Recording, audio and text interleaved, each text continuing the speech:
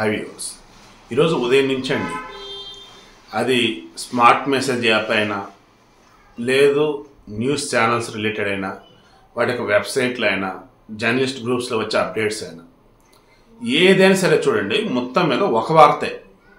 Supreme court చెప్పింది కూడా ఒకటే అనుకోండి, బట్ దానిని ఎవరికి నచ్చిన రీతిలో వాళ్ళు వార్తలు ఇస్తూ ఉన్నారు. నేను గతంలో కూడా చెప్పున్నా, సూర్యుడు తూర్పున ఉదయించాడు, ఇది వార్త, ఇది నిజం. దీనిని కొంతమంది ఎలా చెప్తారన్నాను అప్పుడు, సూర్యుడు పడమరన ఉదయించడు కాబట్టి తూర్పున ఉదయించాడు అని చెప్పేసి ఒకళ్ళు ఇస్తారు. సూర్యుడు తూర్పున ఉదయించాడు కానీ అస్తమించేది మాత్రం పడమరన అని ఒకళ్ళు, సూర్యుడు అస్తమించేది పడమరన అని దాన్ని హైలైట్ చేస్తూ ఒకళ్ళు, సూర్యుడు తూర్పున ఉదయించాడు కానీ ఎక్కువగా ఫోకస్ అంతా కూడా ఉత్తరం దక్షిణం మీద ఉండిద్ది అన్నట్టుగా ఇంకొకళ్ళు, సూర్యుడు తూర్పున ఉదయించడం మనకు అనిపించింది కానీ కొంచెం పక్క జరిగి ఉండిద్ది అని ఒకళ్ళు. అంటే వర్షన్స్ అన్నమాట. ఇవన్నీ కూడా అన్ని నిజాలు అన్నట్టే ఉంటాయి కానీ ఎవరికి నచ్చినతో వాళ్ళు ఇస్తూ ఉంటారు. బట్ నిజమేంటి, సూర్యుడు తూర్పున ఉదయించాడు, ఉదయిస్తాడు, ఇదే నిజం. అలా ఈరోజు చంద్రబాబు నాయుడు గారికి సంబంధించి ఆయన బెయిల్ రద్దు చేయాలి అంటూ సిఐడి వాళ్ళు ఏదైతే సుప్రీంకోర్టుకి వెళ్ళి ఉన్నారో అక్కడ సుప్రీంకోర్టు అసలు ఏం చెప్పింది ఈరోజు అన్నప్పుడు, చెప్పింది ఒకటే కానీ ఒకళ్ళేమో చంద్రబాబుకు భారీ షాక్ అంటారు, ఒకళ్ళేమో జగన్కి షాక్ అంటారు, ఇంకొకళ్ళేమో వాళ్ళకి నచ్చిన ఏదో వార్తలు రాస్తా పోతా ఉంటారు. ఎక్కడో అరుదుగా మాత్రమే ఏ పార్టీకి కాకుండా ఉన్నట్టుగా చెప్పేవాళ్ళు చాలా అరుదుగా ఉంటున్నారు ఈ మధ్య. బై గాడ్సెస్ నేను అలాగే ఉన్నానని చెప్పేసి భావిస్తూ ఉన్నా. ఎప్పుడన్నా నేను ఎక్కడన్నా కనుక డైవర్ట్ అయితే ఖచ్చితంగా కింద కామెంట్ కూడా తెలియచేయండి, నేను సర్చ్ చేసుకుంటా.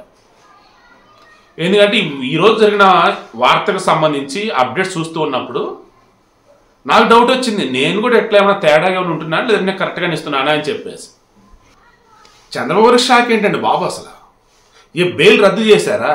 కాదుగా, ఇంకే షాక్. హైకోర్టు ఏదైతే ఆయనకి రెగ్యులర్ బెయిల్ మంజూరు చేస్తూ చెప్పిందో కండిషన్స్ ఏంటని, వాటిల్లో ఎక్కడన్నా కానీ పరిమితులను విధించిందా? లేదే. మరి కానీ షాక్ ఏంటి అసలు? కానీ షాక్ అంట. అసలు ఏం జరిగింది ఈరోజు? సిఐడి వాళ్ళు ఏమన్నారంటే, హైకోర్టు ఏదైతే తీర్పు ఇచ్చిందో అక్కడ తీర్పు ఇచ్చినటువంటి వాళ్ళు మా వాదనను పరిగణలోకి తీసుకోవాలా, చంద్రబాబు నాయుడు తప్పు చేసాడని చెప్పడానికి డబ్బులు ఆయనకి వెళ్ళాయి, టీడీపీలకు వెళ్ళాయని చెప్పడానికి మేము ఆధారాలు సబ్మిట్ చేస్తాం, బట్ మేము కన్సిడర్ చేయాలా, తీరా వాళ్ళు ఇచ్చిన తీర్పు కానీ ఆ తీర్పు సారాంశం మొత్తం చూసుకుంటా పోతే ట్రయల్ కోర్టును కూడా వాళ్ళు పక్కదారి పట్టించేలా ఉంది. అసలు మొత్తంగా చూస్తే క్లీన్ చిట్ ఇచ్చే విధంగా ఇన్డెప్త్ వాళ్ళు వెళ్ళిపోయారు. దయచేసి ఆయనకి మధ్యంతర బెయిల్ ఇచ్చారే, హెల్త్ బాగున్నప్పుడు బెయిల్ ఇచ్చారే, అప్పుడు కొన్ని కండిషన్స్ పెట్టారే, ఆ కండిషన్స్ ఇప్పుడు పెట్టండి. తర్వాత ఒకవేళ సుప్రీంకోర్టు తీర్పు రావడానికి లేట్ అయిందని అనుకుందాం, అప్పటి వరకు హైకోర్టు ఏదైతే బెంచ్ దాని మీద స్టే విధించండి. అసలు నిజంగా చాలా ఆశ్చర్యంగా అనిపించింది నాకైతే. సుప్రీంకోర్టుకు వెళ్ళి ప్రభుత్వం తరఫున వాదనలు వినిపిస్తున్నప్పుడు ఇటువంటివి ఏంటి అబ్బా అనిపించింది. సుప్రీంకోర్టు అసలు అలా ఎలా వీళ్ళు చెప్పిందని కన్సిడర్ చేస్తారు కరెక్టే, కానీ సుప్రీంకోర్టు తర్వాత కూడా హైకోర్టు చాలా క్లియర్గా చెప్పేసింది చాలా విషయాలు.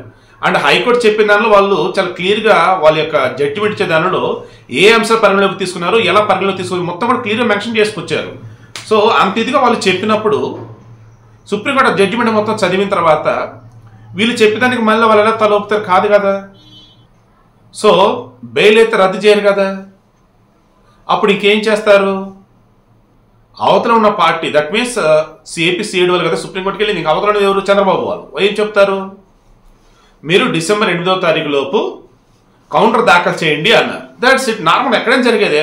మన జగన్మోహన్ రెడ్డి మీద కానీ అక్రమ కేసులు ఏవైతే ఆయన మీద ఉన్నాయో, సిబిఐ కేసులు, ఈడీ కేసులు, విచారణ ఇంకా జరగలేదని చెప్పి రఘురామకృష్ణరాజు వెళ్ళినప్పుడు కానీ, రిమైండింగ్ అడిగినప్పుడు కానీ ఆయనకు నోటీసులు జారీ చేశారా లేదా? అది జగన్మోహన్ రెడ్డికి వచ్చేసి ఓ రకంగా షాక్ లాంటిది. ఎందుకంటే విచారణ త్వరితగతిన కంప్లీట్ అయిపోతే ఆయన లోపలికి వెళ్ళడం బయట ఉండడం ఏదో తేలిపోయింది. బట్ మ్యాక్సిమం బెయిల్ కూడా క్యాన్సిల్ అవ్వచ్చు. అది ఆయనకి ఓ రకంగా షాక్ లాంటిది. బట్ చంద్రబాబు విషయంలో ఏంటి, అన్ని క్లారిటీగా ఉన్నాయి అన్నట్టుగా హైకోర్టు చెప్పింది ఏది బెయిల్ విషయంలో. ఇది నాకు షాక్ కాదు కదా. సో కౌంటర్ దాఖలు చేయమని దాఖలు చేస్తాడు ఇంకంతే. తర్వాత కేసు విచారణ ఏమన్నారు, డిసెంబర్ 11వ తారీఖు వాయిదా వేశారు. ఈలోపు ఇది స్కిల్ కేసు కదా, దీనికి సంబంధించి మెయిన్ ఏంటి, ఆల్రెడీ 17A అప్లై అయిద్దా లేదా అనే దానికి సంబంధించి తీర్పు రిజర్వ్లో పెట్టింది కదా ఇదే సుప్రీంకోర్టు. ఆ తీర్పు వెలువరించే వరకు రిమైనింగ్ వేటి మీద కూడా మేము తీర్పు చెప్పము, ఆ తర్వాత చూద్దామని అన్నా.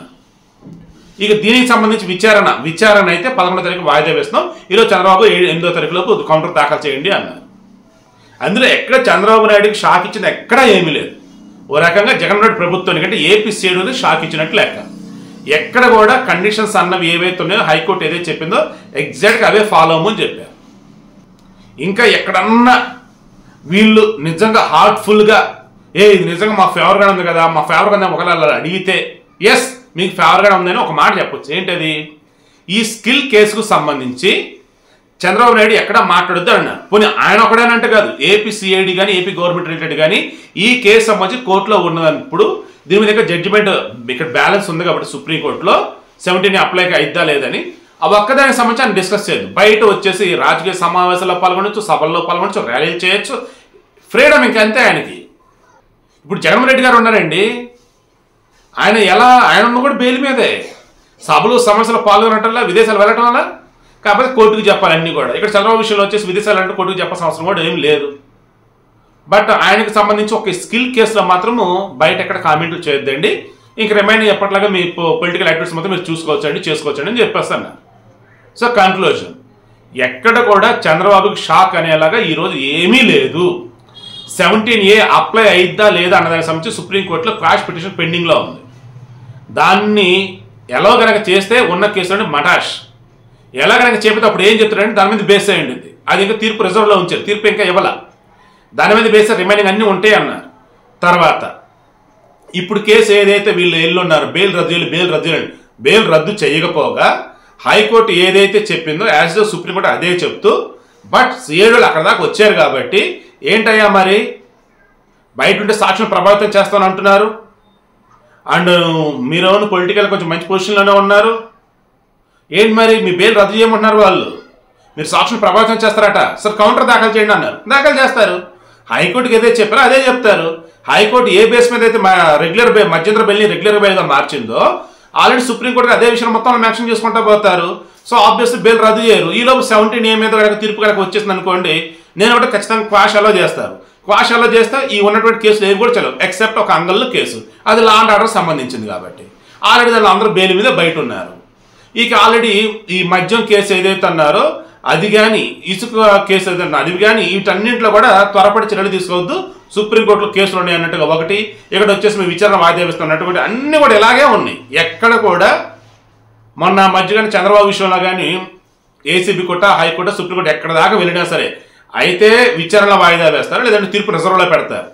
ఆ రోజు ఆయన పడ్డటువంటి బాధ ఏదైతే ఉందో, ఆయన అభిమానులు పడ్డ బాధ ఏదైతే ఉందో, అండ్ వాళ్ళు టెన్షన్ పడ్డటువంటి విధానం ఏదైతే ఉందో అది ఈరోజు ఏపీ సిఐడి అభిమానులు కానీ జగన్మోహన్ రెడ్డి అభిమానులు కానీ నాన్ టీడీపీలు కానీ వాళ్ళు పడుతున్నట్టుగా నాకైతే అనిపిస్తాను. సో ఇది ఓవరాల్గా ఈరోజు అయితే చంద్రబాబుకి షాక్ అనేది ఎక్కడ ఏమీ లేదు.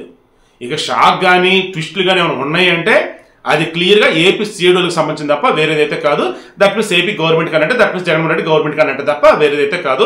కావాలంటే రేపు ఉదయం పేపర్లో డీటెయిల్గా వచ్చింది చూసుకోండి.